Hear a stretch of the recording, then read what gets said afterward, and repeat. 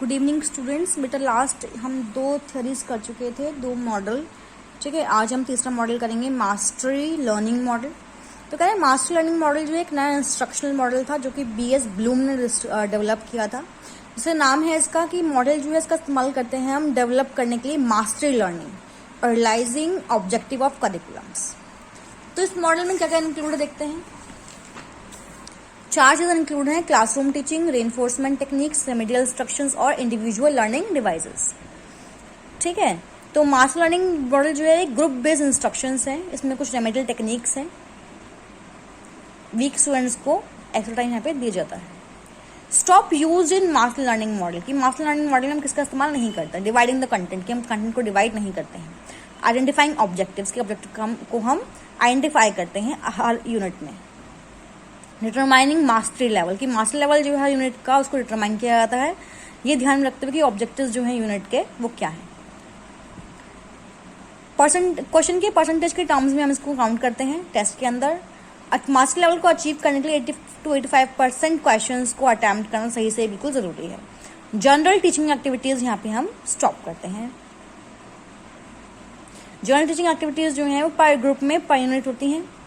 ठीक है, administering performance test की यहाँ पे जो है टीचिंग के बाद परफॉर्मेंस क्राइटेरियन टेस्ट दिया जाता है बच्चों को, ताकि ये पता लगा सके कि मास्टर लेवल जो है वो कहाँ तक पहुंच चुका है।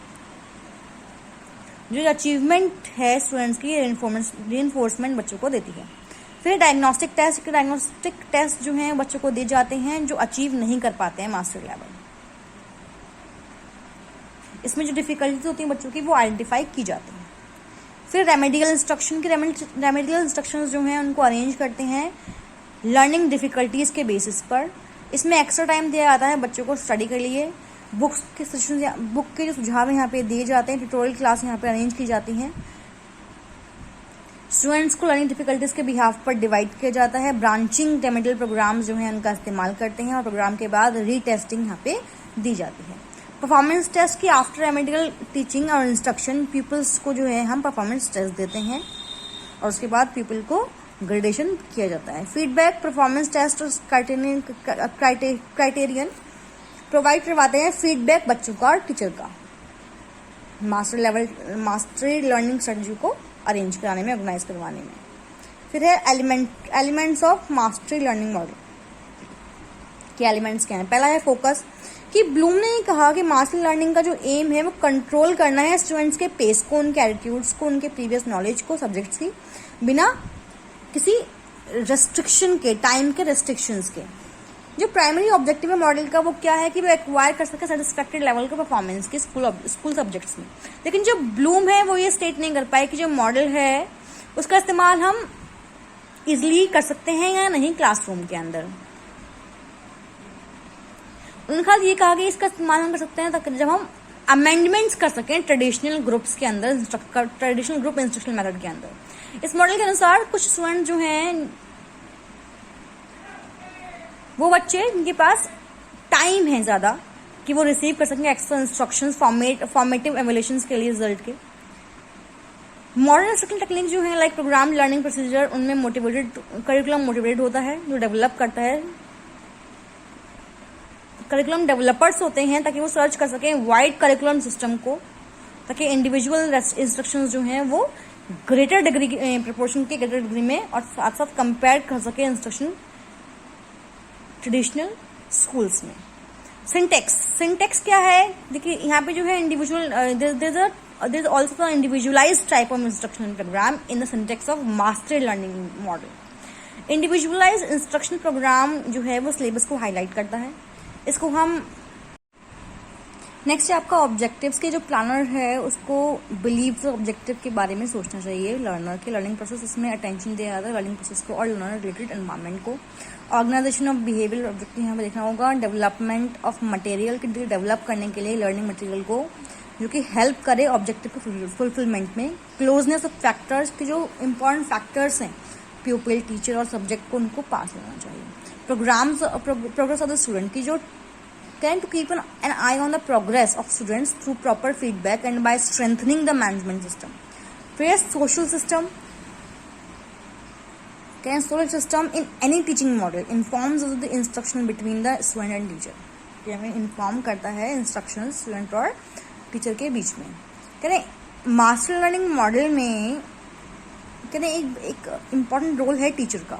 इस मॉडल के अंदर टीचर जो है हेल्प करता है बच्चों की ताकि वो गेन कर सके मास्टरी सब्जेक्ट के ऊपर. ये ध्यान में रखते हुए कि इंडिविजुअल डिफरेंस क्या क्या है वो इस फंक्शन को परफॉर्म कर सकते हैं डिवाइड करके सब्जेक्ट के मैटर को यूनिट्स के अंदर. अपनी सफलता और असफलता के लिए जिम्मेदार वो खुद होंगे.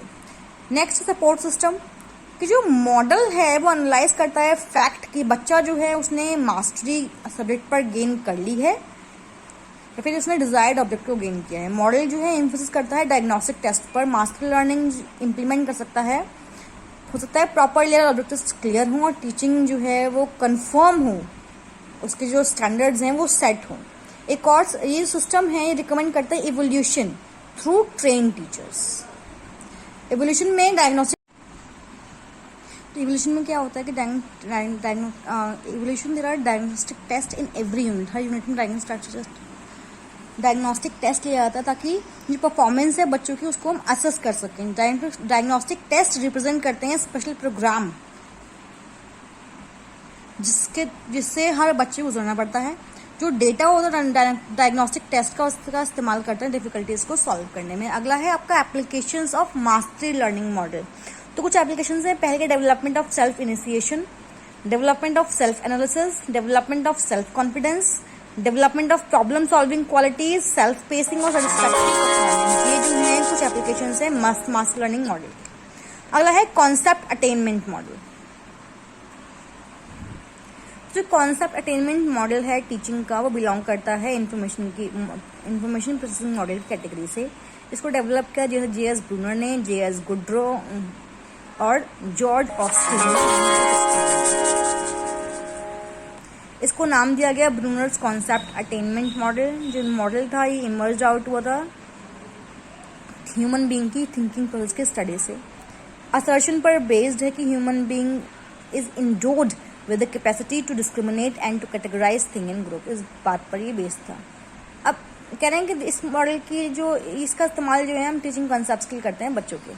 अब कुछ बेसिक अजम्पशंस हैं इस कॉन्सेप्ट के. पहला है कैपेसिटी ऑफ कॉन्सेप्ट फॉर्मेशन. तो इसमें क्या होता है कह रहे कि जो हमारा एनवायरनमेंट है वो डाइवर्स थिंग्स से भरा पड़ा है. करें it would have been impossible for us. ये हमारे लिए इम्पॉसिबल होगा कि टू एडजस्ट इन इट कि हम इसमें एडजस्ट कर सकें अगर we had not been endowed with the capacity of discriminate to categorise thing in groups and to form concept. हम अगर कॉन्सेप्ट नहीं बना पाए, ग्रुप में कैटेगराइज ना कर पाए या हमें डिस्क्रिमिनेट करने की कैपेसिटी ना हो तो. रिड्यूसिंग कम्प्लेक्सिटीज को रिड्यूस करना. अब एलिमेंट ऑफ कॉन्सेप्ट कौन से हैं? पहला है एग्जाम्पल, एट्रीब्यूट्स, दूसरा है एट्रीब्यूट वैल्यूज. एग्जाम्पल्स जो हैं वो इंस्टेंस हैं इस कॉन्सेप्ट के. एग्जाम्पल पॉजिटिव नेगेटिव दोनों हो सकते हैं. कॉन्सेप्ट फॉर्मेशन एग्जाम्पल्स कॉन्सेप्ट्स जो हैं वो ग्रुप्ड होते हैं एक साथ. कॉन्सेप्ट अटेनमेंट में जो पॉजिटिव नेगेटिव एग्जाम्पल्स हैं उनको टेस्ट किया जाता है और सर्च होती है, उनकी फीचर्स को सर्च किया जाता है. नेक्स्ट है एट्रीब्यूट्स. इसमें क्या था कि हर एक एट्रीब्यूट की एक एट्रीब्यूट वैल्यू होती है. अच्छे से समझने के लिए इन टर्म्स को यहाँ पे कुछ इलस्ट्रेशंस दिए गए हैं. कहें कि भाई it is a concept is mango then each fruit is an example. अगर हम मैंगो की हम बात करें तो हर एक फ्रूट जो है एग्जाम्पल है. एप्पल एंड बनानास जो है वो नेगेटिव और मैंगोज जो है पॉजिटिव एग्जाम्पल्स हैं. जो कलर है वो एट्रीब्यूट है. येलो और रेड में भी एट्रीब्यूट वैल्यूज.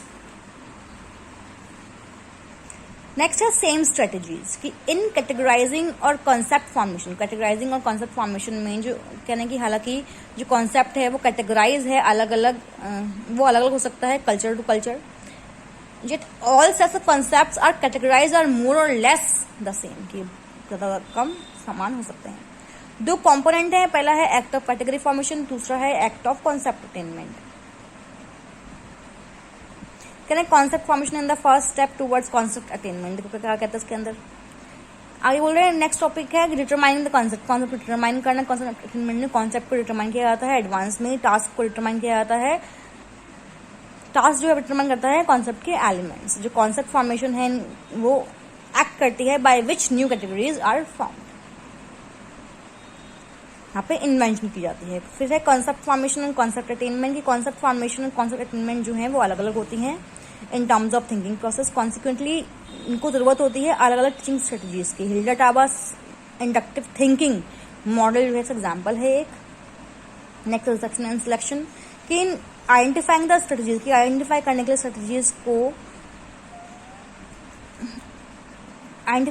स्ट्रेटजीज जो हैं वो इस्तेमाल की जाती हैं कॉन्सेप्ट को अटेन करने के लिए। Distinction should be made between two learning conditions of selection and reception.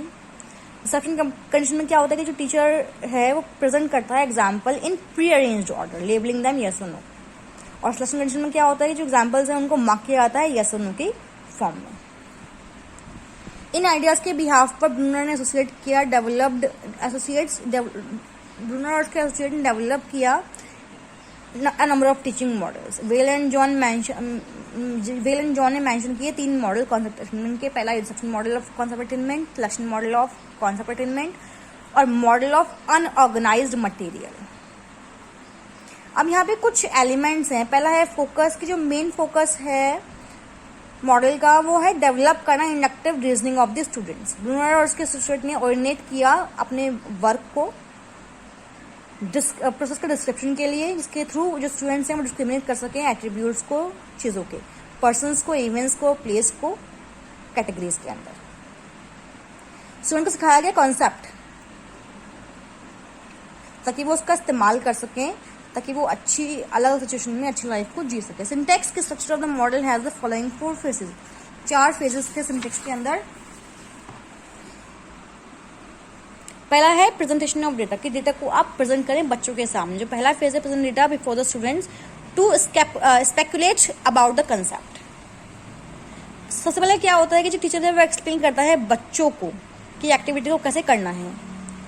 हर तरह की इंस्ट्रक्शंस को क्लियर किया जाता है स्टूडेंट के सामने और टीचर कहता है कि I have a concept in my mind कि मेरे माइंड में एक कंसेप्ट है, गैस कीजिए। तो बच्चों को सोचने के लिए यहाँ पे किया जाता है। उनको एक पॉजिटिव एग्जाम्पल है और नेगेटिव एग्जाम्पल भी है यहाँ पर कि स्टूडेंट जो है वो पूछें। स्टूडेंट को कहा जाता है कि वो सोचें similar type of positive and negative example. फिर है एनालिसिस ऑफ हाइपोथेसिस कि सेकंड फेज में क्या होता है कि स्टूडेंट जो एनालाइज करते हैं स्ट्रेटजीज को ताकि वो अटेन कर सके कॉन्सेप्ट्स को एक फेज के अंदर। अब यहाँ पे कुछ सब फेजेस भी हैं। पहला है फॉर्मेशन ऑफ हाइपोथेसिस की हाइपोथेसिस की फॉर्मेशन होती है। फिर टीचर का रिजेक्शन किया आया है इसमें, राइट रॉन्ग क्या करेगा वो। नेक्स्ट रिजेक्शन और कन्फर्मेशन ऑफ हाइपोथेसिस की रिजेक्शन और कन्फर्मेशन में क्या है कि अगर रॉन्ग हुआ हाइपोथेसिस तो कुछ बच्चे जो हैं वो खड़े होते हैं रिजेक्टेड फॉर्म में और what ever example they have in their mind stand cancels. और अगर पॉजिटिव नेगेटिव रिस्पॉन्स जो है वो करेक्ट हुआ तो उसको कंफर्म कर दिया जाता है। फिर है मोर एग्जाम्पल्स की बच्चों को जो है और सोचने के लिए अलग से और एग्जाम्पल्स दिए जाते हैं। फिर क्लोजर होता है कि फेज थर्ड जो है वो अनऑर्गेनाइज डेटा है जब सारे हाइपोथेसिस बट एक रिजेक्टेड होता है टीचर के through student have before them many positive and negative examples of the concepts. फिर स्टूडेंट से कहा था कि वो आइडेंटिफाई करें अपने एट्रीब्यूट्स को, डिफाइन करें अपनी एग्जाम्पलिसिटी को। फिर होता है प्रैक्टिस की जो 4th फेज है वो एक अपॉर्चुनिटी दे रहा है प्रैक्टिस के लिए। स्टूडेंट्स जो हैं वो कॉन्सेप्ट को अप्लाई करते हैं। अब वो इतने काबिल हैं कि बहुत सारे एग्जाम्पल्स जो हैं पॉजिटिव और नेगेटिव टाइप के वो दे सकें, क्लासीफाई कर सकते हैं एग्जाम्पल्स को। फिर है प्रिंसिपल ऑफ रिएक्शन कि इस प्रोसेस के दौरान, टीचिंग प्रोसेस के दौरान जो टीचर है उसको रिएक्ट करना होता है रिस्पॉन्सेज के थ्रू स्टूडेंट्स का एक स्टेप में। Immediate check of wrong answer and acceptance of right answer, ये बहुत जरूरी है। हर एक wrong answer teacher should immediate inform the student that is wrong, लेकिन but the teacher is to encourage student by somehow और other, मतलब बच्चों को बताना भी है कि वो गलत है और उनको मोटिवेट भी करना है।